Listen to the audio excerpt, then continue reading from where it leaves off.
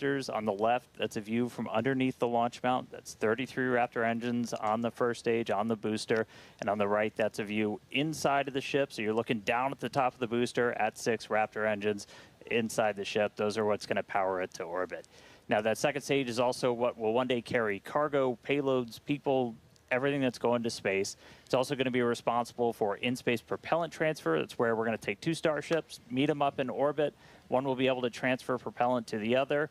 That's a really critical capability for Starship to do all of these missions beyond low Earth orbit. That also unlocks our ability to send huge amounts of cargo, tremendous amounts of people to destinations far beyond Earth. Yeah, the Super Heavy booster is designed to launch, separate, flip, and return to the launch site where it can be caught by the chopsticks on the launch tower. Though, as we mentioned earlier, we are not attempting a booster catch today on Flight 9. Starship re-enters the Earth's atmosphere at the conclusion of its mission, steering itself to a vertical landing or catch. And both stages are designed to return to Earth and fly again, making this the first rocket in history that will be fully reusable. And then just in between the 2 vehicles is what's known as the hot stage ring. That's a steel structure that really takes the brunt of those ship engines as they ignite, protecting the booster while the ship's still attached to it. That enables us to do hot staging. It's faster, more efficient, kind of shutting everything down and then reigniting. Right now, that hot stage it's single use. It detaches from the booster as it flies back, but in the future, it's going to be integrated right into the top. And then on top of all of that, there's all of the infrastructure that's built up around it to support Starship. We call it Stage 0. That's everything, the launch pads, the propellant farm, launch towers, chopsticks that are catching the booster out of the air, stacking the ship, all of that. And you may have noticed we have a new addition out there near the pad. The orbital launch mount for Pad 2 has officially been installed. That's starting to come together. Pad 2, just not like Pad B. 1, Pad 2 has a launch mount. That's where you're going to put Super Heavy on top. We also have a launch tower with arms, a little bit shorter on that one. That's going to be used to stack the Starship on top, put the booster on top, catch the booster, catch the Starship. We did put the orbital launch mount on there. That's responsible for routing all of the propellant to the booster ahead of flight. Underneath it, you've got flame deflectors, the water deluge system to disperse all of those forces. The single piece we just lifted in weighs about 1,060 metric tons, which, if you're keeping score at home, that's the same weight as about 10 Millennium Falcons. It's heavy. That's a lot of Millennium Falcons, So Dan. many. We're also currently in work on Starship's brand new pad at Kennedy Space Center's Launch Complex 39A, and we're hoping to bring that online later this year as well. Tons of progress with Starship so far in 2025, and lots of incredible milestones still coming up. And we are still on track to lift off tonight at 6:30 p.m. Central Time. And right now, it's time to say hi to Chris, who's over there repping the West Coast ops today. How's it going, Chris? Hey, Jesse and Dan, and welcome everyone to West Coast and Hawthorne, California. As you can see behind me, the crowd is gathering outside of our mission control room here in Hawthorne, and the excitement is really palpable as we continue to count down toward Starship's 9th flight test. Now, our mission control room here in Hawthorne usually serves as the mission control room for our Falcon and Dragon missions once they launch from Florida and California. Now, with Starship, all countdown and mission control operations actually use the same flight control team from the same location at Starbase, which you can see on your screen now. But as we develop a vehicle like Starship, we want as many experts watching over its various systems as we can. And that's what we use the mission control room here in Hawthorne for during Starship flight tests like today's.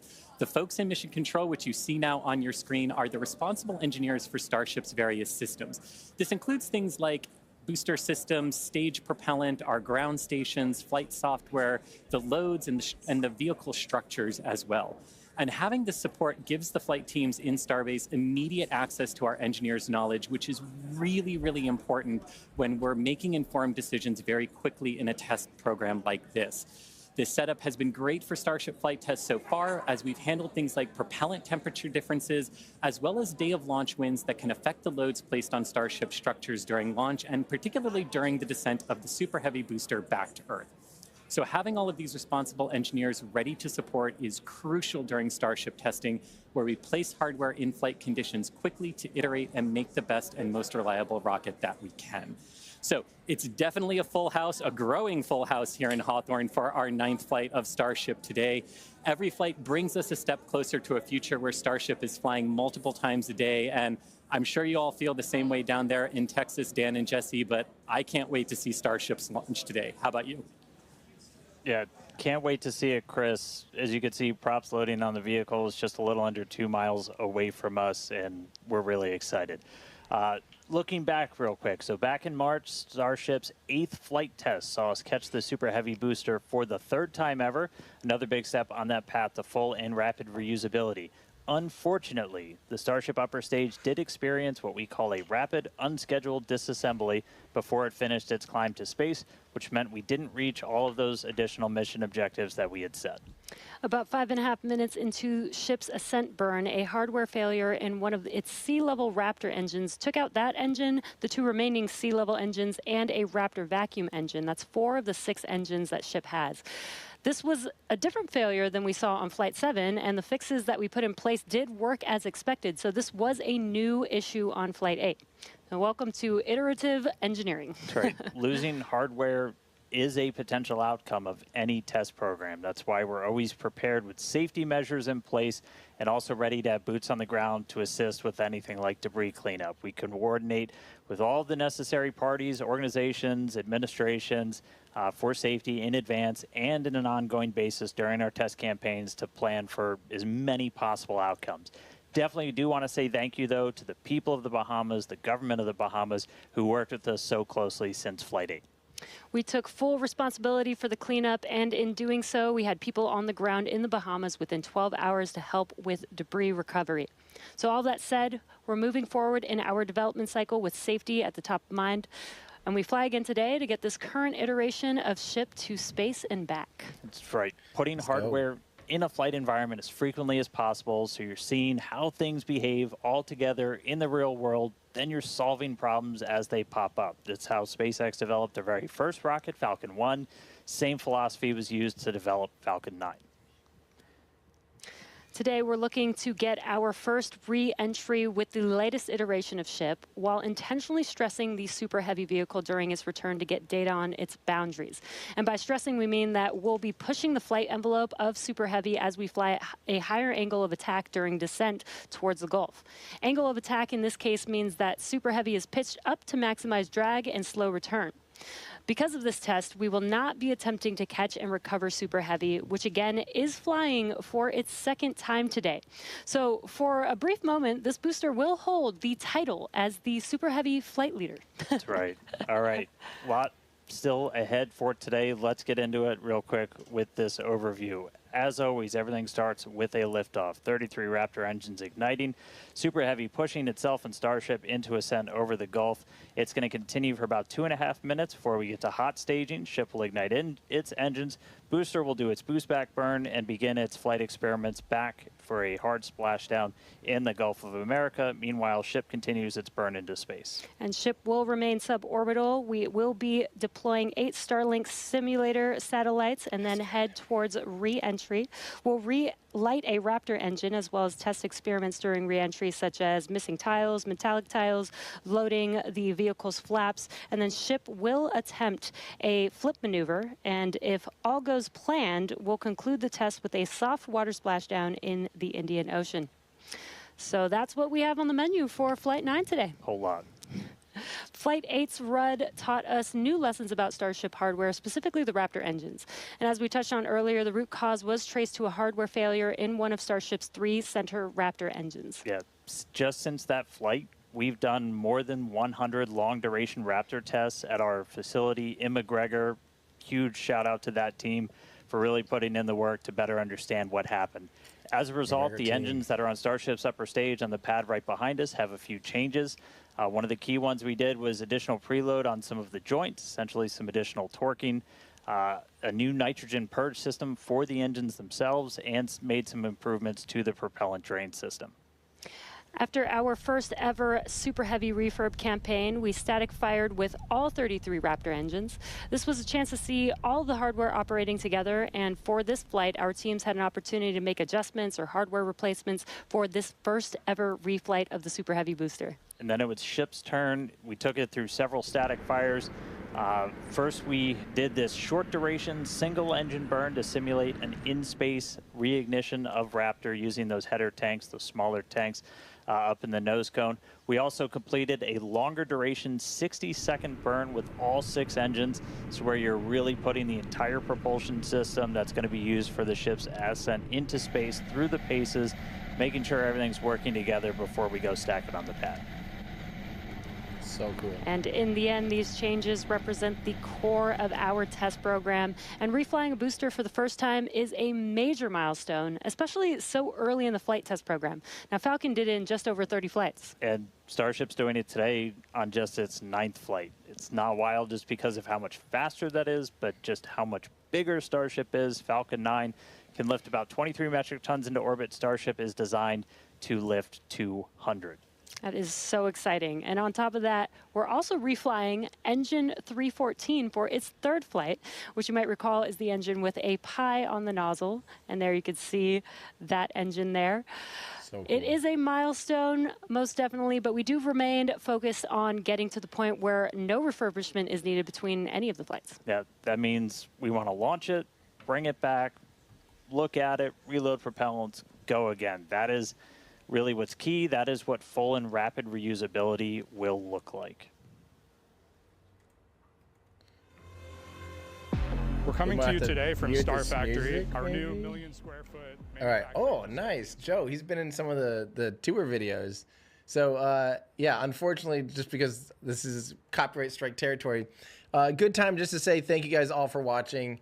Well, maybe let's keep the video up just in case we're missing anything cool video-wise, but we'll just mute the audio. You guys are amazing. I really appreciate you watching. A lot of work goes into these videos and these live streams, even though you just see my face. We have a whole team, and Ryan and Andrew with the Cosmic Perspective crew and the people behind the scenes, you know, that are working so hard to keep all this stuff moving. Huge thank you to everyone, and then our team's here running the show in the trailer today. We got Andrew up in the cloud. We got another Andrew. We have Spencer. We have another Andrew. We have 3 Andrews on crew today. But huge thank you to everyone that makes these shows possible, and including our mods everyone. Thank the mods in the YouTube comment section for doing an amazing job, keeping everyone hopefully just on the same page to celebrate and watch an exciting launch together. So, fun reminder: this is we're only 17 minutes away from Flight 9. Big expectations with this launch. Really hoping for a smooth, successful launch. First reflight of a booster. Really, I don't know. I hope you guys are ready for this one. I'm not ready to be heartbroken, so I'm hoping that we see good success here today. But yeah, just to thank you for watching with us. Hopefully you're enjoying the 4K views. If you're streaming on a TV or whatever, hopefully you're enjoying that.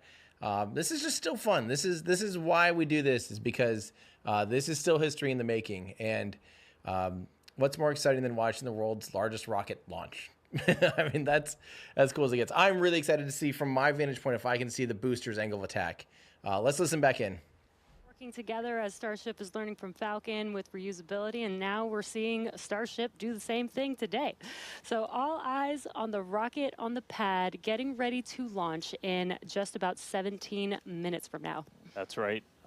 Looking at our levels real quick, we're a little bit more than halfway full on fuel and LOX on the booster, over 80% full on the ship, so we'll have to fill those header tanks. But everything looking good. We're not tracking any issues on the range. As a reminder, we watch sea states, air, and land around the launch site here, and also over in the Indian Ocean where we're going to be doing our reentry. Not tracking any blockers to launch at the moment. Weather is gorgeous, has not been a concern all day for launch. We've been moving through all of our pre-flight checkouts pretty smoothly so far this morning, getting the ship and the booster ready for prop load, making sure guidance, navigation, and control are aligned. Everything's ready to go. You can see with the frost coming off, we're getting pretty full. We started loading All of the propellants on board both ships about 45 minutes or so before launch. They kind of stagger where we start with ship and then move into booster. We're going to continue loading these propellants on board until just about 3 minutes before liftoff. We'll close out on the ship first and then on the booster. But bottom line, everything's looking great. Not tracking any vehicle issues, range issues, weather issues. We're looking really good right now for a launch at the top of our window right at 6:30 p.m. Central. Yeah, seeing the propellant loading is making this getting more and more exciting. Today is going to be a wild ride for Super Heavy. We're putting the booster through several tests to expand the envelope on its capabilities and get flight data to make its return and catch more reliable. Now, another unique change in today's flight will be the addition of the first ever directional flip of the booster. That's right. If you followed previous flights and you kind of wonder to yourself, why does the direction of the booster flip seem random? Surprise, it's because it was. We've got a couple of views from previous flights where you'll see the booster kind of go in different directions, and it was really small differences in the thrust of those ship engines. As they started up, they would nudge the booster in an initial direction, and so the booster would essentially sense that and then lean into it, and it'll react, the engines will gimbal, and then it'll continue the flip. That was the easiest option technically.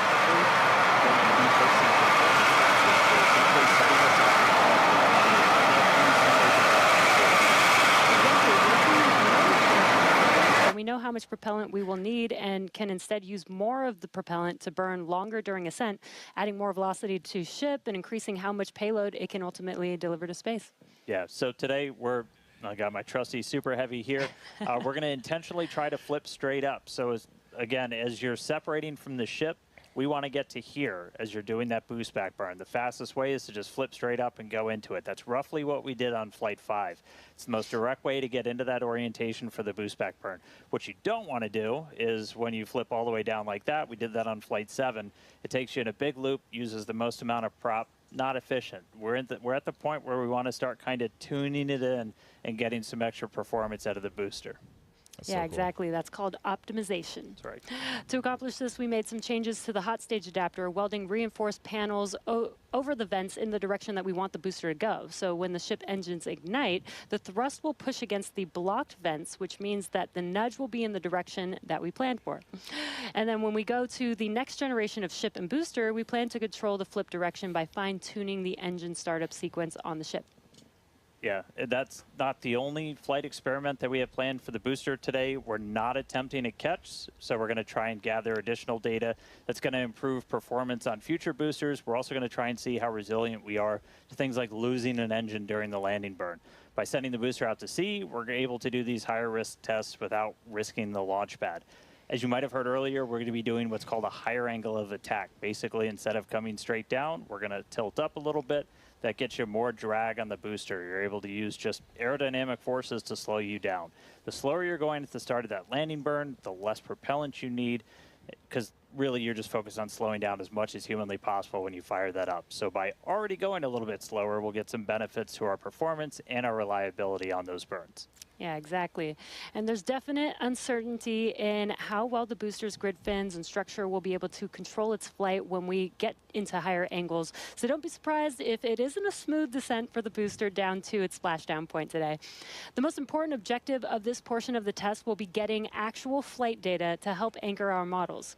Now, we're hoping to fly the next generation of Super Heavy boosters at even higher angles of attack. So this test today will give us a better idea of what is feasible.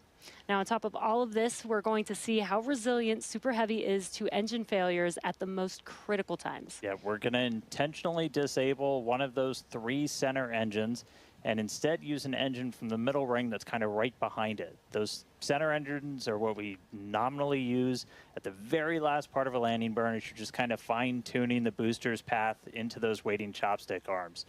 This is going to act as a real-world simulation of a pretty scary situation where engines are not starting at probably the worst possible time, but we're going to do this without risking the pad. And then, at the very end of the landing burn, we're going to cut one more engine off and go down to only those 2 center engines. The burn is going to end while Super Heavy is still several hundred feet above the Gulf, so we expect it to make a pretty hard splashdown today. So, in all, pretty eventful day for the booster. And as many of you may know, water landings are actually uncommon for SpaceX. While other launch providers expend all of their boosters after flight, we land and reuse most of ours. All of these tests are going to help us improve future generations of Super Heavy until we reach its fundamental design, a fully and rapidly reusable and reliable rocket. All right, let's check back in with Chris in Hawthorne. How's it going, Chris? Hey, Jesse, my colleagues here in Hawthorne definitely agree with you. We can't wait to see the Super Heavy perform its second flight and see all of the work from our thousands of engineers and technicians in action today. Now, while this reuse milestone is incredibly important for Starship's development, Super Heavy boosters are not the only vehicles that we reuse here at SpaceX. We're big on reuse, and our Dragon fleet is another example of that reuse. And we actually control those Dragon missions from right here in Hawthorne in the mission control room that we talked about a little bit earlier. For Dragon and our human spaceflight program, this month also marks a big milestone for SpaceX, our 5-year anniversary of human spaceflight. Now, NASA astronauts Bob Behnken and Doug Hurley got us started back on Demo 2, which was notable for being the first time since the retirement of the shuttle program in 2011 that people launched to orbit from U.S. soil. Now, in those 5 years, we have launched 17 human spaceflight missions, 11 for NASA, and 6 commercial missions, including Polaris Dawn, with our first commercial spacewalk in history, and From 2 earlier this year, which became the first human spaceflight mission ever to explore Earth's polar regions. We've flown a total of 66 crew in those 5 years, and we are expecting that number to grow significantly in the coming years. Now, most recently on our From 2 mission, the crew offered unique glimpses into the orbital spaceflight experience. And this was honestly just so cool to see. Thank you to our Starlink teams for making everything with the From 2 crew shared possible.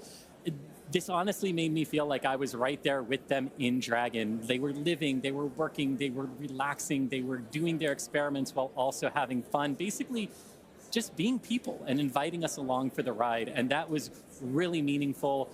Being invited up there really showed how these are just the early days on the road to making life multiplanetary. And the vehicle that's going to make all of that happen is Starship. And Dan and Jesse, I don't know about you, but that is definitely a future I have wanted since I was a little kid, and I cannot wait to see us make it a reality. Yeah, right there with you, Chris. From 2 is awesome. The fact that we're getting close to that being reality, that the vehicle that's going to go is sitting on the pad right there, like that's endlessly exciting.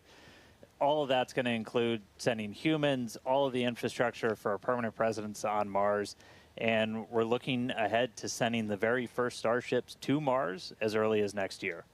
Yeah, this will help prove that we can actually get to Mars with a focus on learning as much as possible while demonstrating what will be needed for Mars transit and landing. But before we can make life multiplanetary, we have to build the starships that will make this all possible. That's right, and that's happening right here, Starbase, Texas, the gateway to Mars. This is where we're soon going to be launching up to 25 Starship launches per year from here at Starbase. And the place is changing every single day. We've grown quite a bit just in the last couple of years. There's a couple hundred employees, their families living amongst actual rockets. We're in the process of expanding production and integration. We've got a target of 1,000 Starships a year we're going to try to hit. And recently, we did become a city of our own. We're the first city in Cameron County in 30 years. And that's just going to help us scale more quickly, try to build out the best community possible for all the people that are building the future of humanity's place in space. Starbase, pretty easily one of the most inspiring, exciting, unique places to live and work on the planet. As usual, shameless plug, we're always hiring. Come help us build the gateway to Mars. Visit spacex.com/careers. You can see all of our openings. And this is my first time in Starbase, and Dan, the Star Factory is a manufacturing engineer's dream. To be able to build a factory like this at such a large scale with such a large scale vehicle is so wild to me. And though I'm just visiting, Chris is hanging out right where I call home base. So let's check back in with Chris in Hawthorne. Thanks, Jesse. Yeah, everything here in Hawthorne is looking good. The crowd is gathered, really excited to watch the hard work of all of their colleagues come to fruition here for Starship on its 9th flight test. Not tracking any issues. We are excited to watch Starship do its thing today, make it halfway around the world, and test a lot of those critical in-space maneuvers and operations that will be vital for the program's continued operation. So Dan and Jesse, we can't wait for liftoff. Let's have a good flight today.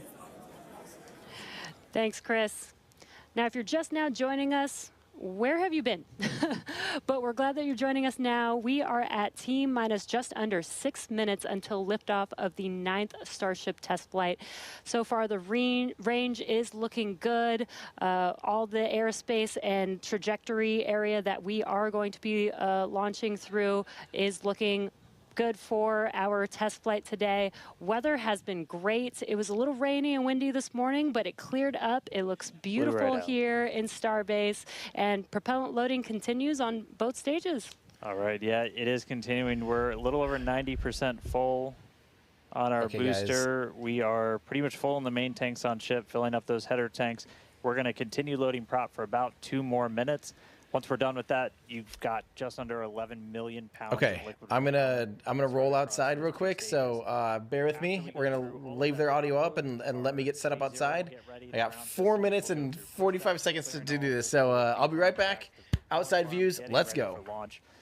We did just see they did a flap wiggle check, so the final flap check on the ship.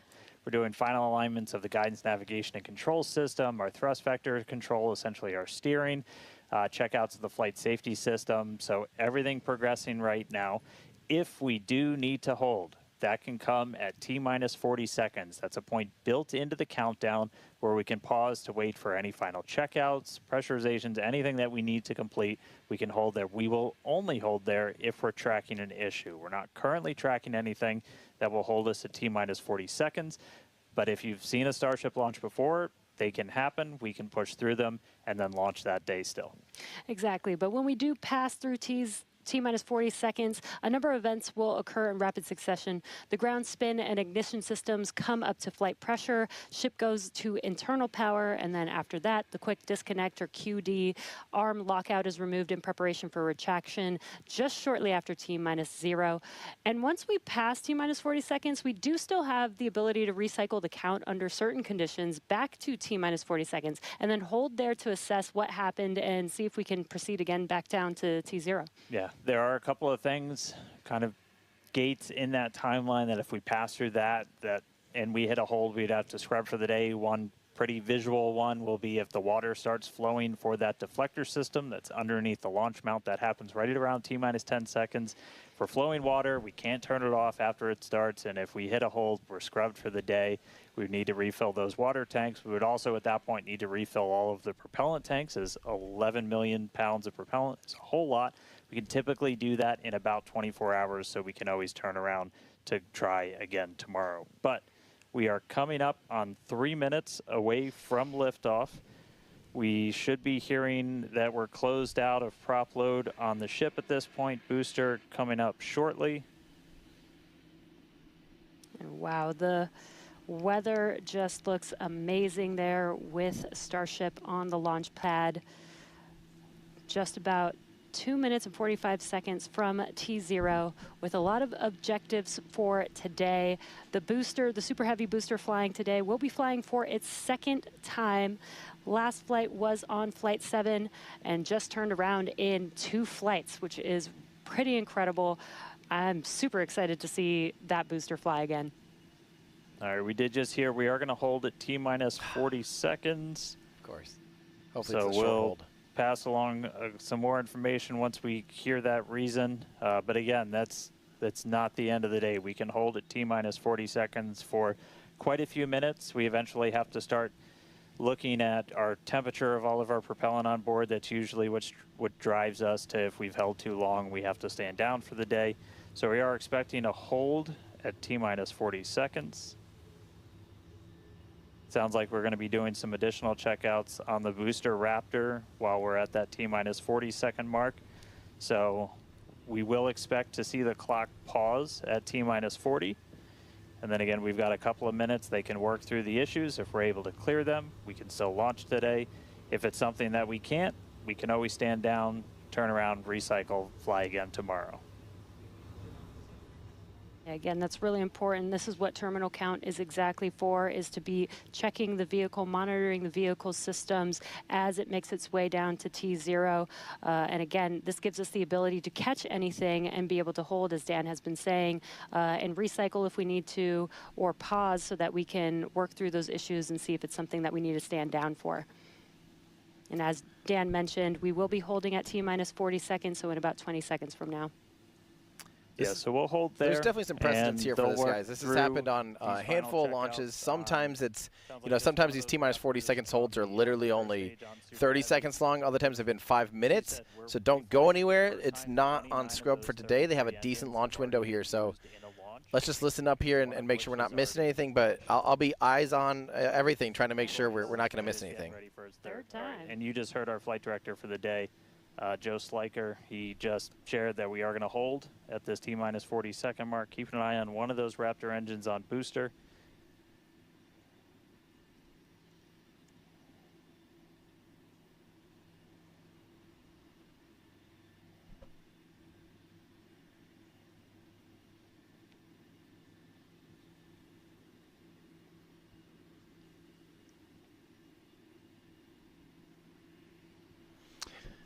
All right, so obviously this is if you're just now jumping in, we are holding still at T-minus 40 seconds. Watching one engine, waiting for temperatures to kind of get to a zone that we want them to on one of the engines on the booster, on the super heavy booster, getting ready for its second ever flight. Okay. We'll just continue to hold. Again, we can hang out here for several minutes. We held for a while on the first attempt last time and then cleared it, and then we triggered a different issue on the ground side. But again, this is exactly what it's for. This gives us the best chances at success. And the clock is rolling. Oh, clock's rolling. Okay, this is good. Clock is back. T-minus 30. Let's listen in. Oh my God, it's T-minus 30. That's like almost no time for me. Super heavy. Get ready to take off from Starbase. All right, here we go, guys. I'm all eyes watching now. Because if it's T-minus 30, that means any second for me, because there's a little bit of a delay. So I'm looking for that flash. Looking for water deluge. Delta 1, hit a hold. Oh, we hit a hold. Okay. Okay. That's all right. We did have a hold, and looks like the clock jumped back to T-minus 40 seconds.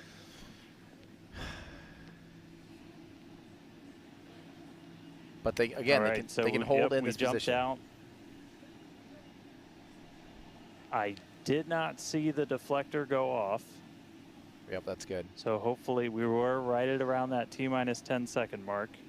And if we were before that T-minus 10 second mark, we do have the ability to recycle, as we mentioned earlier, back to T-minus 40 seconds. So it looked like this time it was a ground side issue. We're taking a look at this real quick. So again, we're back at T-minus 40. We're gonna hold for a little bit. Maybe it was the water deluge. We are still not scrubbed for the day. Give them a couple of minutes to work through this. Again, we can hang out at T-minus 40 for several minutes. Eventually, we start looking at your bulk temperatures and all of your propellant on board the vehicle.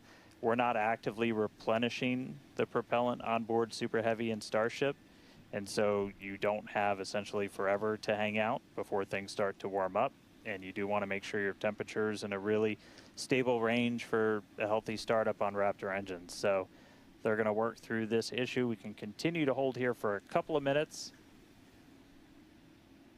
What's launch without a little extra added excitement? Come on, baby.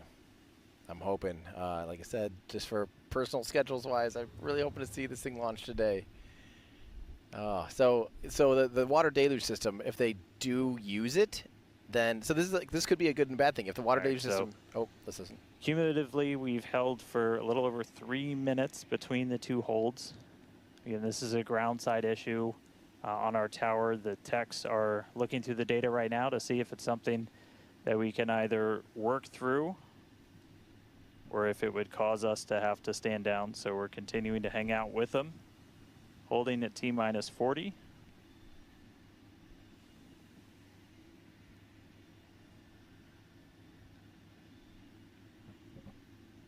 If you're just joining us, we did initially hold at T-minus 40 seconds. We continued the count, but recycled before we got to T-minus 10 seconds.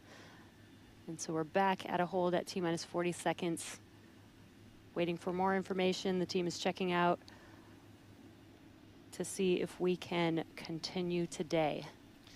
Please, please, please. Please, please. So like I was saying, it could be if it was that the water data didn't trigger, that's a good thing and a bad thing, because good thing is because it didn't trigger, that didn't automatically cause a scrub, because if you do use it, they can't reset right away. So so if it did happen to like kind of maybe... We're continuing to hold here at T-minus 40 seconds. We've been holding for just about 5 minutes now, as the teams evaluate if we can continue to T0 for Flight 9. Yeah, and stage 1 doesn't even... Don't be shy. Just... All right, so it sounds like we're coming to a resolution. A good resolution? Or a bad resolution? Oh, man.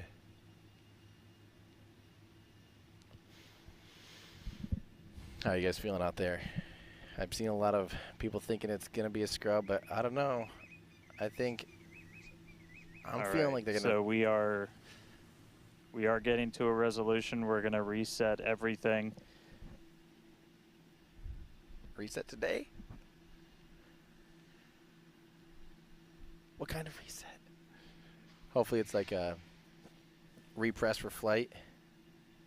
Hopefully it's not like a reset for tomorrow, kind of full reset everything.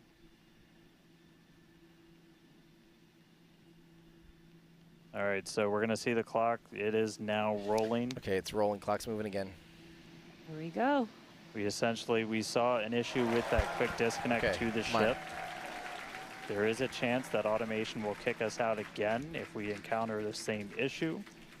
But for now, the clock is rolling. We're going to see if we get water deluge. Water deluge is going. So here we go. I see engine ignition.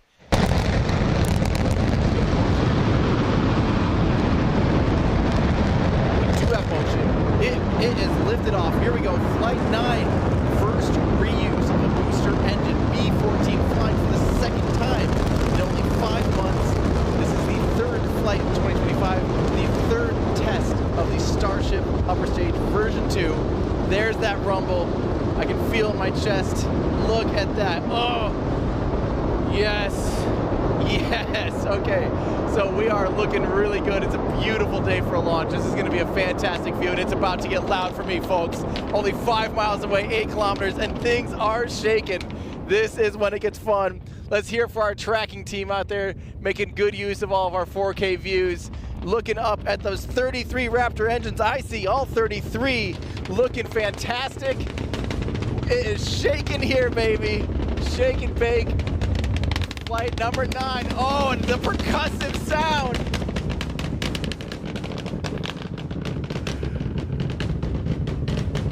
Oh, I love that. I love that. Thank you. I needed this. All right, let's go. Let's listen to SpaceX here and make sure we're not missing any of the important call-outs. Aerodynamic pressure, then only about a minute and a half until we get into hot staging. Wow, Dan, that was incredible. We could feel the building shaking here, feel the vehicle's power. Now we're just about a minute away from shutting down those engines on the booster. Again, this booster is flying for its second time today. It's still looking good. All right, so hot staging coming up a little under a minute. We're going to see all but the 3 center engines turn off on the booster. So our version of MECO, most engines cut off. And then just a few seconds later, hoping to see 6 engines ignite on ship. So I'm going to be push it ahead of away. the SpaceX stream as far as my audio callouts. So sorry if it's a little bit confusing, but I'm waiting to see that those engines shut down. All right, hot staging, about 30 seconds. Should be any second for me now.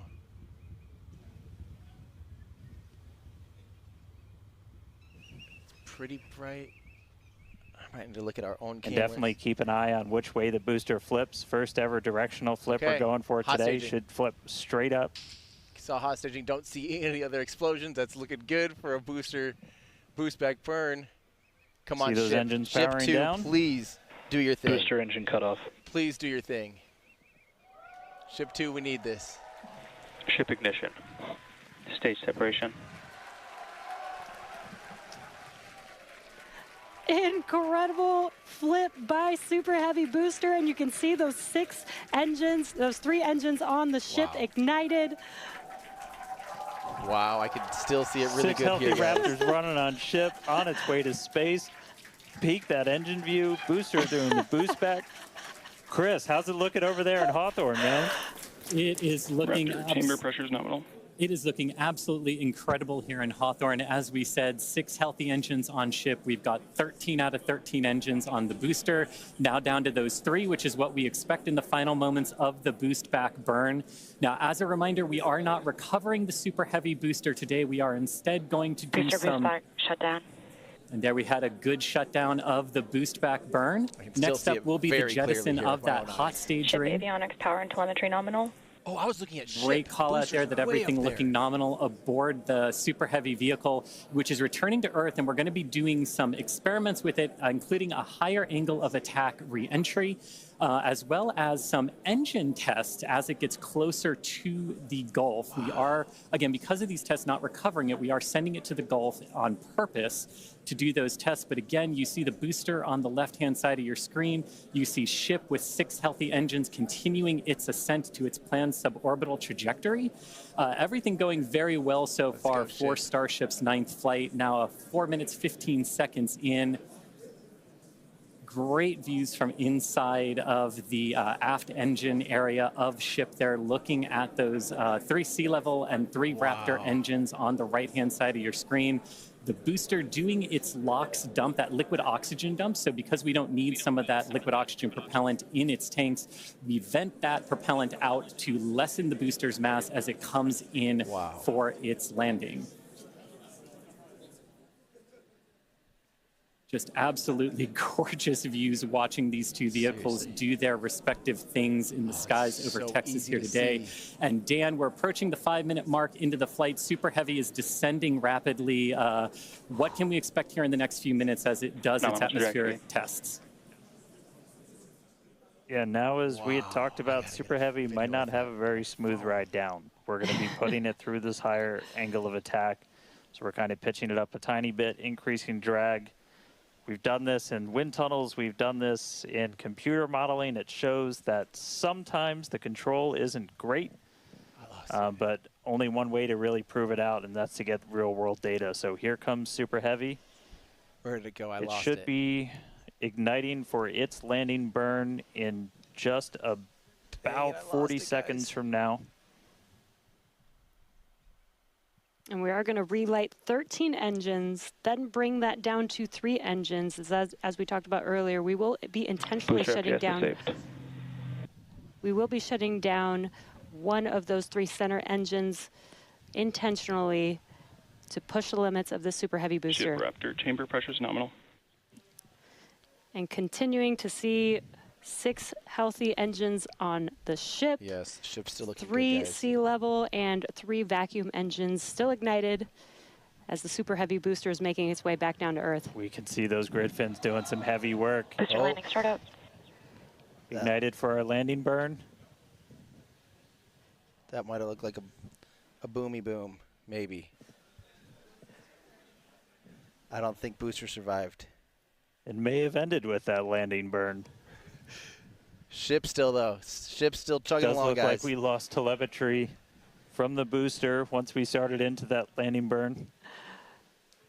Did you hear confirmation that the booster did demise? That's why they pushed it to the limits. So the booster's flight ending before it was able to get through landing burn, but again, we are not bringing that back. We're expecting it to make a hard splashdown in the Gulf. We were getting live data back the entire time through that high angle of attack flight, so that was something that was really vital for us to get during this reuse.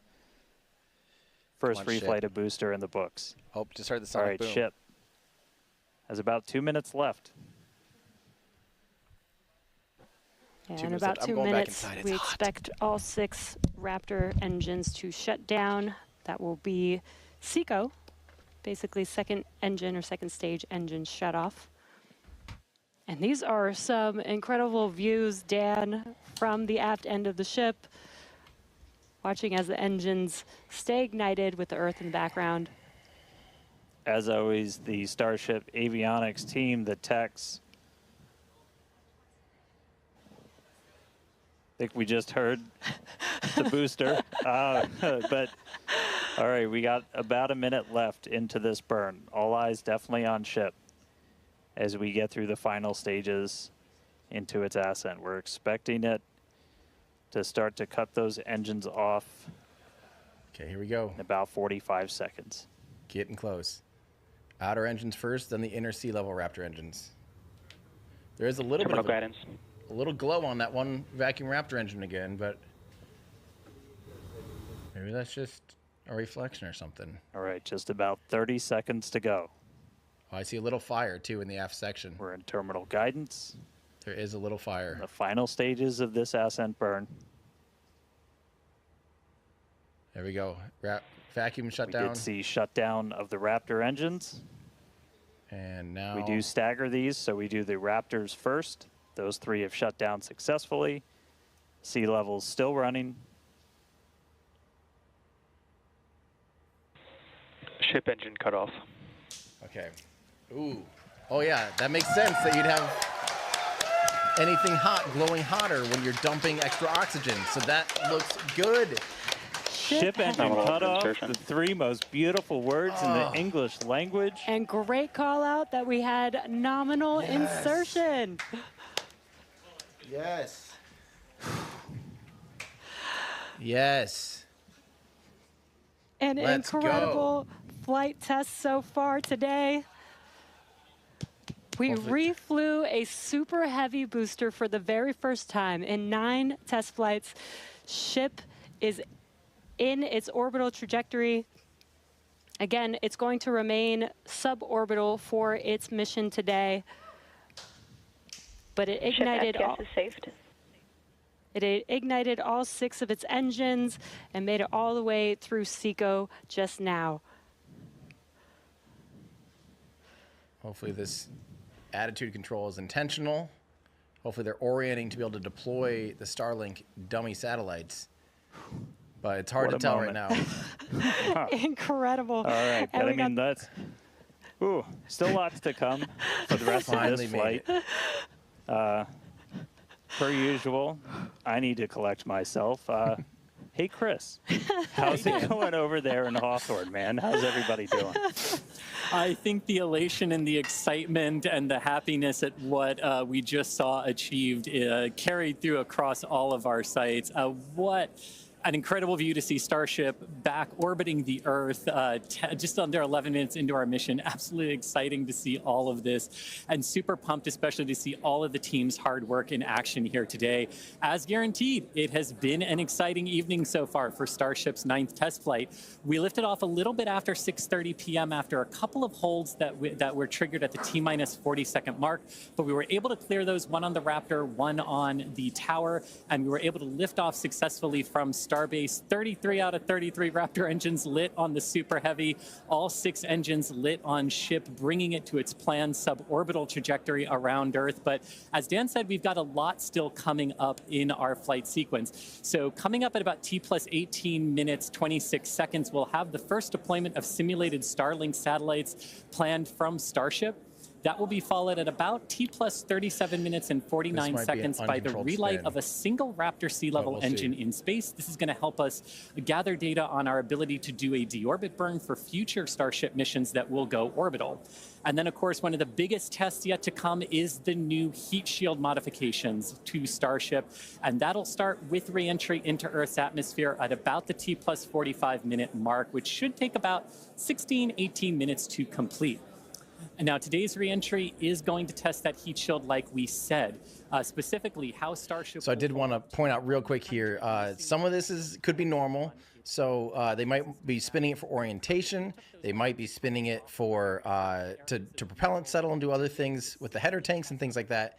However, it does seem like a lot of continuing ongoing venting, and I'm not sure yet, so we'll have to listen in.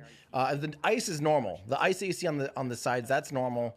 This is cryogenic propellant, and but it looks like it might be slowing down. So hopefully this is all just a test. Let's listen in. Doing the exact same thing on that ship, seeing how the ship handles various flight conditions that we will need it to fly in as we look to one day soon bring ships back to Starbase for catch and reuse.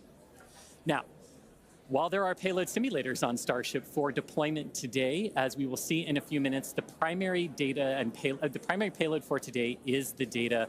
And today, just like with Starship's previous test flights, that data is coming to us courtesy of our Starlink network. In fact, it is from Starlink that you are seeing these wonderful views of ship in space right now. It looks like spinning has stopped. So, and I can't wait to see Starlink really provide those epic views and that data transmission during reentry, which is very, very critical to getting that data during reentry. So, Dan and Jesse, it's been an exciting day so far. There's more to come as we get ready for Starship's first ever payload deploy. What can we expect next here in the next few minutes?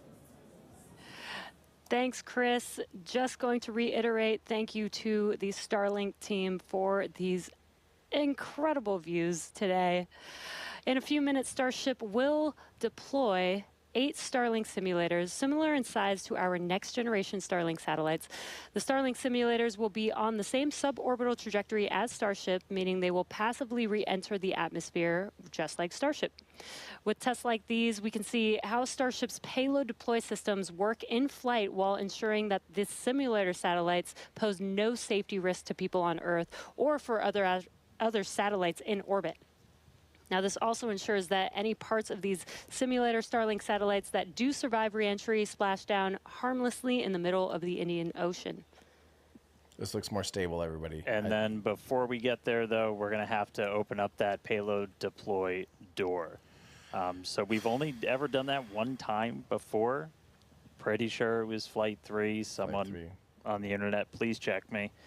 But that was the only time we ever opened it. And we've had Starlink simulators on the last 2 flights, but we haven't gotten to this moment yet where we're able to open up the payload door and start deploying these.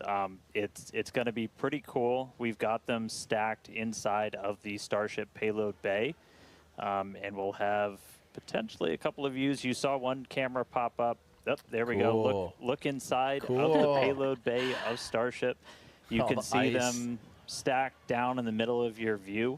There's kind of 4 on either side, so they're sandwiched on top of each other, a stack of 4 right behind each other. And then we're going to pop the door open. It's on the right side of your screen, so we'll see that open up and then start firing those Starlink simulators out into space. Real quick, I want to, someone asking why is it slowing down? The reason is it's still increasing in altitude. So remember earlier I talked about raising your altitude. You're slowest at your highest point, you're fastest at your lowest point. So you'll actually see that speed come back up when it gets back down to like 179. But currently it's coming up to its apogee. So the speed is dropping, and then it'll speed back up as it comes back down. It's literally going uphill still.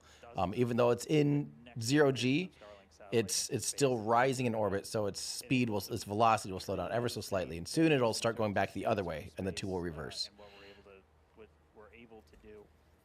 That is cool. Starlink's been really great for Starship, obviously.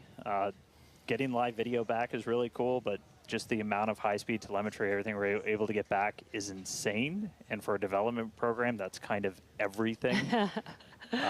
We're in excess of 100 130 or 160. My numbers are fuzzy right now, just like my brain is, but well in excess of 100 megabits per second of downlink, and a lot of that gets eaten up by video. We've got dozens of cameras across Starship. We added several more for this flight. You saw a couple of those as we have essentially 360 degrees. Oop. Doors Open opening? the pod bay door, Hal. Or is that just a light?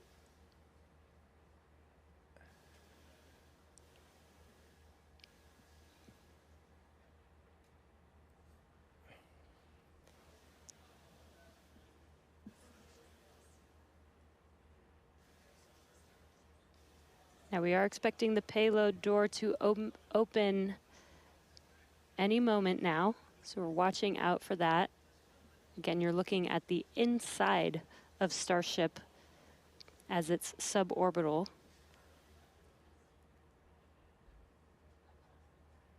By the way, most of what you're seeing floating around is ice, and the reason it's moving direction is depending on how the vehicle's venting, where it's venting from. Well, we heard the door open was in progress.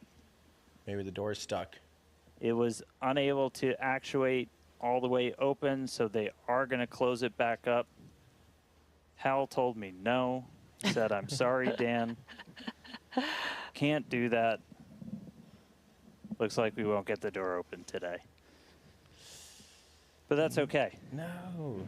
This is obviously a test we want to be able to do before we're deploying full-on Starlinks. But the real focus for this, now that we are in space, is getting to that reentry. That is the most critical phase of Starship that we still have to prove out. Dang it. Okay, so no deployment. They still have a relight test coming up. And they All right, well, so it does look like we're not going to be able to deploy Starlinks today, but we should have pretty frequent views from Starship. They might cut in and out every once in a while, but should be pretty regular. We are in darkness right now, so might be a lot of black, but the cool part is when we get to reentry, it's going to be daytime. Yes, and we did that on purpose so that we can get some live daytime views as ship is returning back to Earth. All right, so we are going to take a break. Enjoy these views as we get them. Enjoy the tunes. We'll be back in a couple of minutes when we get ready to relight one of those Raptor engines on orbit. See you soon. I can't open those the bay doors there. All right, so this is why you guys watch here, so we can comment on a few more things and help answer a few more questions. And first off, like I said, unfortunate the doors aren't opening. That's why they test, but I really would have liked to see that happen today. There's still other tests and other milestones that I hope to see happen today. At least the ship got through the second stage burn. Hallelujah. I mean, oh, if that hadn't happened, I would have been walking out of here very sad. But that's good.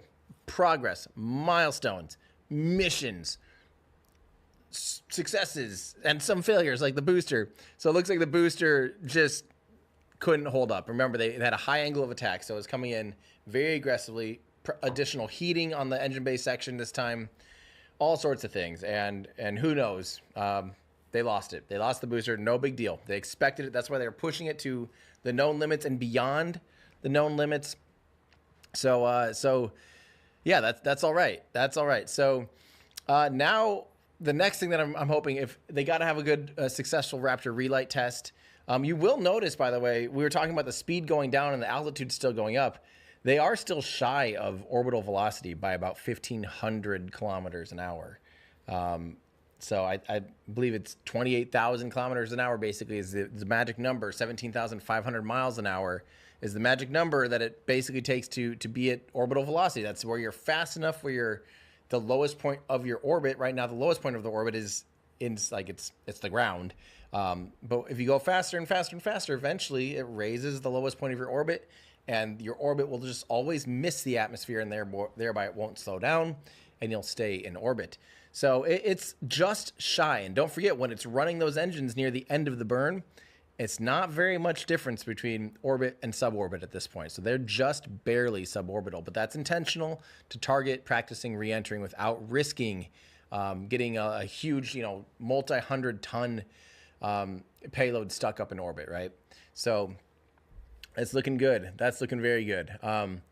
So that's, yeah, like I said, that was a big milestone that I'm really, really, really happy to see make it beyond that, because if they hadn't done that today, I would have been, like I said, very, very, very worried. But the good news is, yeah, we're actually moving into the next section. I want to go ahead and answer a few more questions for you guys while we got you here. And again, thank you guys for watching with me. I greatly, greatly appreciate it. You all are absolutely amazing. It's my pleasure to be able to stream with you guys here. This really is, my dream job. So for all of you that hung out here and watched with us, it means the world to me. Friendly little reminder though, too, that if you're just now watching and you want another thing, actually we could just air. I did have a conversation with Elon Musk earlier today. It was supposed to be after the speech, the event. They moved it. We could air that right now if we wanted to. We're not really doing anything. But you can also find that on X as well. I just posted it there because it's short. It was only 10 minutes long. I didn't want to make a whole YouTube video out of it. But if you want to watch that, it's there. Honestly, there's not a ton of new information because it was supposed to be after the press conference. So there should have been follow-up questions and things that I was excited to ask specifics on. So yeah, there's that reminder. The other reminder too is if you're watching here, don't forget to, before we sell out, which likely is going to happen any minute, the Mercury Redstone Atlas rockets, our 1/100 scale model rockets, are finally in stock. Our second in 4K, baby. Look at this. Coming right back at you. Looked good. I was nervous. It felt like, from my perspective, that it was lumbering on the pad longer than normal. From this, that looked quite normal. But I love that there's also just a truck parked there. Oh, this is a good one. That's a fantastic view. Man, I don't know why it felt like it sat there for an extra minute. Not minute, obviously, but like feels like it sat there for like 3 or 4 extra seconds. And my heart I think everything in my body just stopped and was like, oh, cool shot. Yes, from our RoboCam. Being shooketh by the power of 33 Raptor engines. Oh, that's cool. The hole stayed open for a while. Yes. Did you say that was Steve-O? Good job, Steve-O. That's crazy that the connection actually stayed. Is this Burrito Cam? Another tracker. Oh, baby. Kind of our new signature shot. Look at that, staying right perfectly at the tip. Oh, man. Oh, yeah. That is so cool. Now that's a shot. And of course, we have Andrew Keating, who's mixing, recording real incredible audio. You guys have seen our supercuts before. You know what this all sounds like. It's pretty incredible work. I don't know if we'll maybe pick the best shot and upload that. I don't know if we'll do a full. We didn't do a full supercut last time because I was gone, and this is like terabytes of files, and it's just really hard to do while on the road and all that stuff. So, and it frankly looked just like the other ones. So that's kind of what we got. That's our struggle now. Oh, cool. From inside. Hi, everybody. That's awesome. Wait, so is this? Yeah, just chilling. Spencer, oh, this is from Ryan. This is his the telescope shot, right? It actually doesn't look tight enough for Ryan. Is this Ryan? This doesn't look quite tight enough. Oh, from Sapphire. Okay. I did not realize that. Dang. Dang. That is sick. And of course, when we had something similar happen, just the end symptom of a loss of attitude control, we were in a roll by the time we hit reentry. So we are going to re-enter. We should hopefully still have views. The Starlink satellites are pretty robust to still maintaining contact. We've got 4 of those terminals on the vehicle, and they're pretty robust to maintaining contact even when we are in a spin, essentially.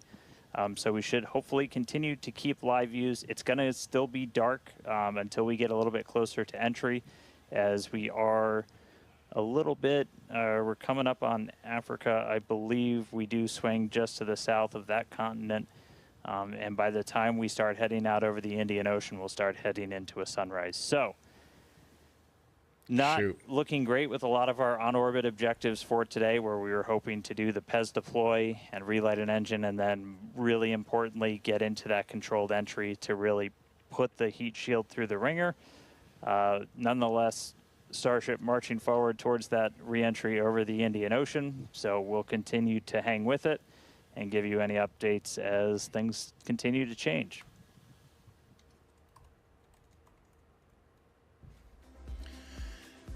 All right, well, that is not the news we wanted to hear. That is not the outcome. One step forward. I'd say this is one step forward, one step back. That's, yeah, so a reminder, too, of how the attitude control system works on Starship. It's different than almost any other vehicle in history. Instead of having a secondary system for attitude control meaning, like, if something's in space, it's just going to, and it's doesn't have any motion, it's just going to stay in the same orientation. If you want to spin something, you know, let's say you want to spin it this way, you light a, you know, you have a thruster react here, pushing that way, you can light another one down here and help spin it. But then if you stop there, it'll just keep spinning. It'll just keep spinning, keep spinning. Now, if you want to stop that spin, you have that light, you have to do the opposite thing of exactly what you just did. You know, do a thruster here and a thruster here. That'll straighten her back up, or stop the spin at least. So normally, like a lot of vehicles, we use cold gas thrusters, which is literally just compressed nitrogen, liquid nitrogen, and you just use, well, I don't even, it's not really liquid on that. You use compressed nitrogen at very high pressure, and you literally just open a valve and let it rip, and that reaction, you know, just pushes against the vehicle. Very simple. There's no chemical reaction, just stored high pressure propellant, and it's very simple. There's other, like, if you're trying to dock with stuff, you know, like a Dragon capsule or Starliner or Apollo or whatever, a lot of spacecraft that need fine, you know, real maneuvering for deep space missions and stuff will use, they'll use hypergolic propellants. So a bipropellant mixture of typically, you know, it's, and oh my gosh, sorry, total lack of sleep here. Hydrazine. So, and oh my gosh, my brain has absolutely shut down. Sorry. Anyway, hypergols. You use hypergolics. You use a bipropellant hypergolic reaction. What it does is it means you basically get those two propellants to mix together. Boom, you have a spontaneous, an instantaneous combustion between the two. And dinitrogen tetroxide and hydrazine. There we go. Monomethyl hydrazine. There we go. It finally came. And that's a very common propellant. But you also have to store that in separate tanks and have all these separate pressurant systems. You still have to have an inert gas to push those out. If you need to know more about this, I have my video. I have a video all about this stuff, specifically how do you start a rocket engine and how do you power a rocket engine. Both talk about some of these difficulties. Now, what Starship decided to do, and this is that video clip that you might have heard me do. It's kind of a viral clip, so to speak, where I ask Elon about the warm gas. We'll call it warm gas, because hot gas reaction might infer like you literally take, and you still have a bipropellant reaction of gaseous oxygen, gaseous methane. You combine them and you still have a chemical reaction. Warm gas thrusters would be, in this case, you literally are using the gaseous methane that would normally be vented out anyway, because it's changing from, as it's warming up, changing from a liquid to a gas. It expands, and you normally have to vent that anyway. So instead of just venting it aimlessly, they decided, hey, what if we just vent it and have it be the gas reaction system? And believe it or not, and I've said this multiple times, when I initially said that to Elon, I said, but that's just for the booster, right? It's because I actually thought it was a bad idea. And I'm not saying that like, oh, look, he's feeling it. Like, nothing at all. Literally, I just was not convinced that that's a good idea. I thought there were better ways that you could do like a bipropellant system still, where you could do a hot gas thruster, where you wouldn't be reliant on all this. And I kind of, pushed back, and I was like, well, it just seems weird. And basically, he's like, well, if you think about it, we have so much volume that's unusual. No other vehicle gets into orbit with all this extra volume of ullage gas, so the gas that's built up in the pressure in the tanks, and it doesn't actually take much of that to be your reaction control system, and so it's free. It's literally in the terms of like being able to have a reaction system, it's free. So if you can get it to work, it's brilliant. And they did get it to work. Flight 4, 5, and 6 all had, smooth operation of the warm gas thruster system. Today, this is a new vehicle. There might have been some change that they're going to look at and go, well, that didn't quite work out. So people, Rob Speed said in our Discord saying it's dropped 23 kilometers in about 5 minutes. Yes, and that's, again, nothing they could do right now besides lighting an engine would really have a dramatic effect on its altitude, and it's following a ballistic trajectory at this point. It's in space still. It's above 99.99999% of the atmosphere. There's not much drag yet, so we're literally just following that ballistic coefficient, the ballistic trajectory. So you'll see the speed increasing, altitude decreasing. Earlier, you're asking why is it slowing down?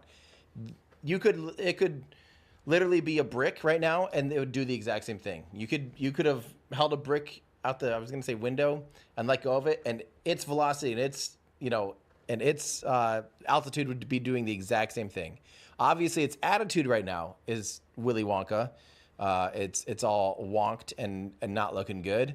But that is not having a noticeable or a real effect per se on the trajectory. So it's more just orientation. That's why it's spinning, but that's not changing its trajectory. Just to be clear, that takes a larger impulse, a larger amount of energy to effectively push around a 200-ton vehicle to make a noticeable trajectory on a 200+ ton vehicle going 26,000 kilometers an hour, still almost 10 times faster than like a bullet. With that much mass, it takes a lot of energy to move it around. So hopefully that explains that. Let's try to get to some of your questions and see if we can get caught up at all. Let's get a little good news one. This is going to be not fun, and let's get one from Tri Celsius. Nice to finally be a member on your channel. I'm an SLS electrical flight processes engineer. If you had to guess, how would re-entry software models for Earth work for Mars entry? When the atmosphere is thinner. Thank you so much for hanging out. I really appreciate you saying hi, and I appreciate your super chat.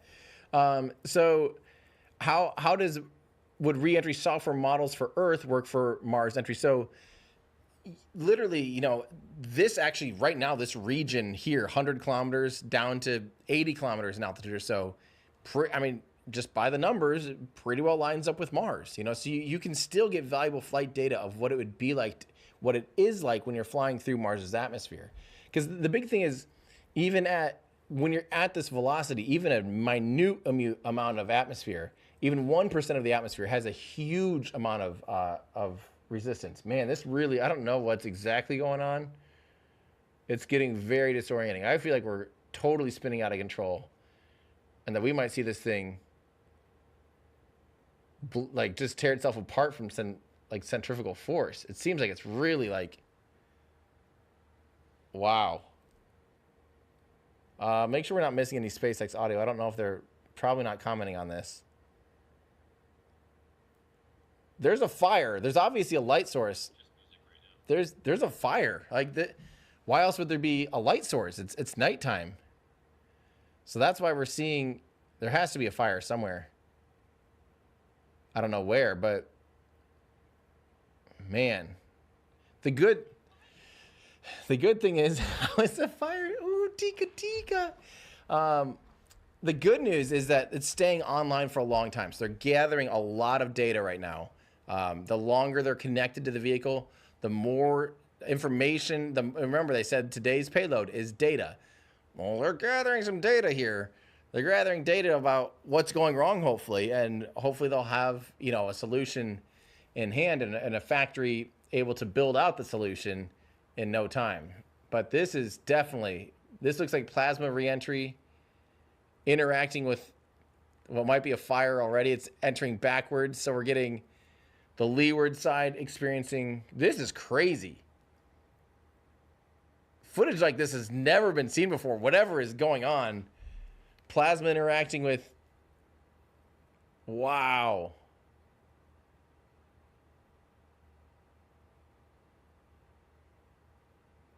Wow.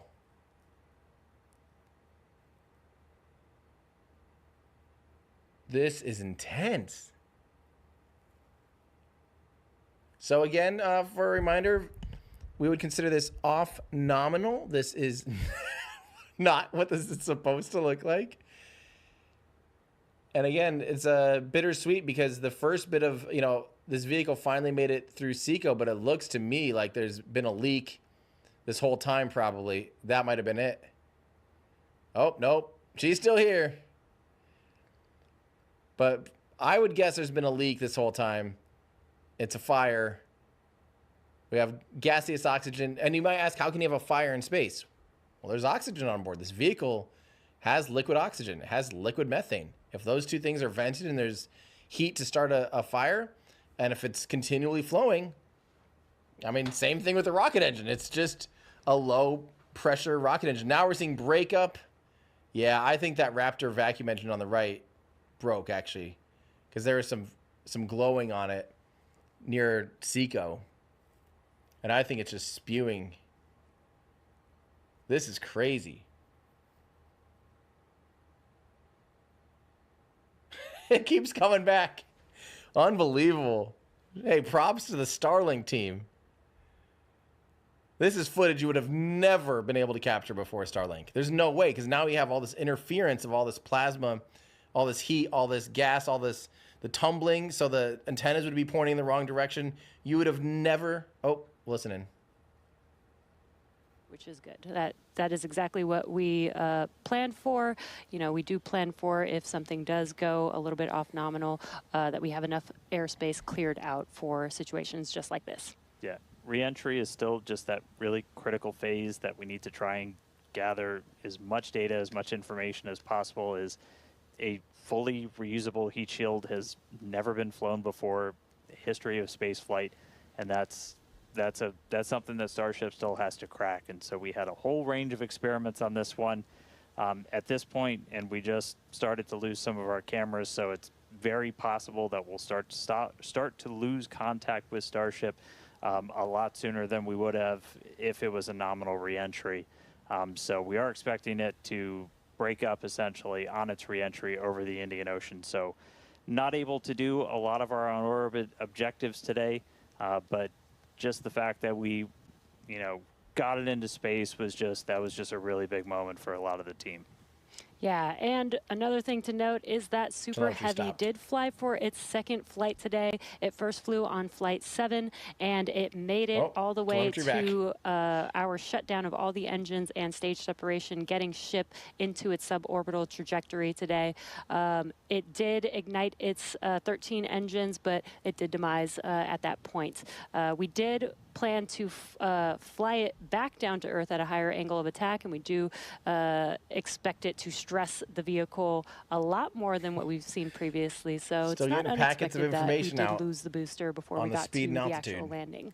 Yeah, it has to catch up. So we're gonna continue to hang out and see if we get any updates on ship. It does look like we might be getting some video back soon. There we go.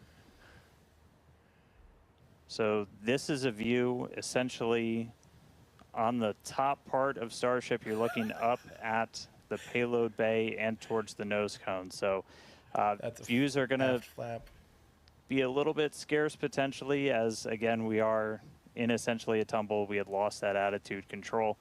So Starlink, when it's able to connect, able to feed this down, we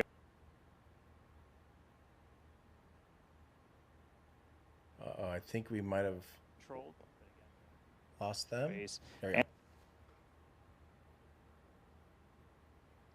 To this phase. And with the views that we are, I think that's breaking up now. Oh man, there we go. Do expect the vehicle to see about 1400 degrees Celsius, and there you can see the flap feeling that temperature there, a little bit melting away, but As we expected with the spinning of the vehicle, we are no longer controlling the attitude of the vehicle. So this is now, at this point in the test flight, it is expected to see it begin to demise a little bit on its way back down to Earth. Yeah, and so we'll stick with it for as long as we're kind of getting any reach back from the ship as it starts to make this reentry. But yeah, so it's re-entering actively right now. And again, we did do what's called passivation. So you essentially vent all of your excess propellant overboard before you hit the atmosphere. That's a safety measure we can take on the ship while you still have contact with it. So that was done. It's now coming down in the predetermined hazard area that was cleared ahead of flight. Not controlled, so we're not going to get all of that reentry data that we're still really looking forward to. This is kind of a new generation of ship. It has different flaps, improved heat shield, a whole lot of things that we're really trying to really put through the ringer, as there's a whole lot we still need to learn before we get to kind of the next step that we're hoping for, which is going to be that ship going orbital and eventually coming back here for a catch. So getting through one of these fully is going to be really important. It's not going to be today, but we are just going to stick with the ship, see what else we can learn as it makes its way through the atmosphere and brings an end to the 9th flight test. So we'll stick with it. This is actually what I love about SpaceX is they share what they can. When they have videos that no one else has ever produced in the entire world, they're sharing it with us. And the fact that they can even get that video down while it's tumbling, scorching through the atmosphere, I mean, the upper atmosphere, that is unbelievable. Telemetry officially gone. I mean,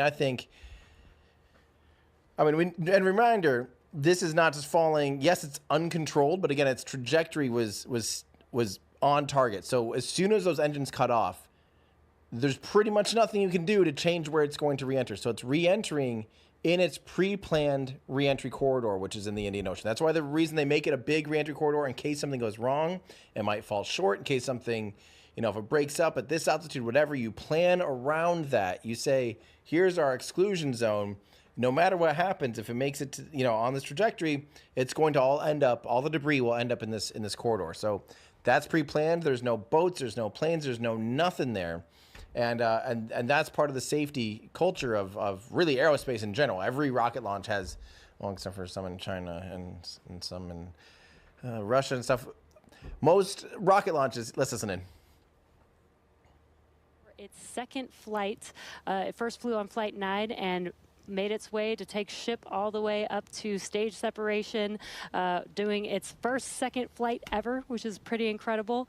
We did lose the booster on the way back down, as we did fly it back down at a higher angle of attack. So as expected, we did have it demise on the way back down. Yeah, we were able to get all the way to that landing burn, though. So we made it through that higher angle of attack. So a lot of great data that's going to help us improve those future booster flights. Yeah, we did do the directional flip, and it worked. Yep. It was actually Flipped a great right view direction. that we saw. And then ship continued, 6 healthy Raptor engines in the beginning of its flight, making it all the way to SECO and coasting for quite a while. We made it to the expected time that we would open up the payload door. Unfortunately, the door did not open as we expected it to, so we did not deploy the 8 Starlink satellites. Yeah, we ran into a couple of issues once ship got there, but I can tell you it was a pretty crazy moment for a lot of the people that were standing here for ship to make it there. It's been a couple of flights, but it was really exciting to see. Ran into some issues on orbit. We weren't able to deploy the Starlinks. We eventually lost attitude control, dealing with some propellant links inside of the ship. And we did lose attitude control. And just to confirm, we did lose contact with the ship officially a couple of minutes ago. So that brings an end to the 9th flight test. So still a lot of work to do, but really big moment. Chris, how's everybody doing over there in Hawthorne? What's the vibes, man?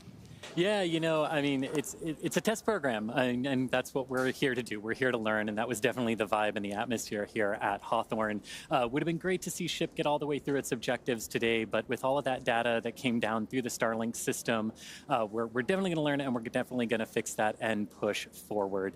Also, great to see the responsible engineers here in mission control, talking with the flight control teams in Starbase. We talked about how it's great having that expert knowledge on console to be able to go to at a moment's notice, and that really helped us make the right decisions in orbit today when we decided to passivate the vehicle. So we will be here looking forward to Flight 10 and some success on future flights. All right, well, obviously congratulations to everybody that poured so much time, effort into getting this rocket off the pad. The last 2 months have been an absolute gauntlet for a lot of people, and we're continuing to learn more about this ship, about this rocket. We are trying to do something that is impossibly hard, and it's not always you're not going to reach it in a straight line. We've said there's going to be bumps, there's going to be turns, but seeing that ship in space today was a hell of a moment for us. So congratulations to every single person who put time, effort, sweat, anything into that rocket. Yeah, this is exactly the SpaceX way. We're going to learn, iterate, and iterate over and over again until we figure it out. So thank you to everybody for tuning in. Thank you for the fine people of Cameron County, including the residents of the newest city of Starbase, as well as the Coast Guard, Federal Aviation Administration, Government of Mexico, as well as the Australian Space Agency. All right, now, this is not the end. We're going to have a whole bunch of cool liftoff stuff, so be sure to follow us on X at SpaceX for more, and we will see you back here for Flight 10. Thanks for tuning in. All right, so again, everyone, maybe a little effing chat to pay respects.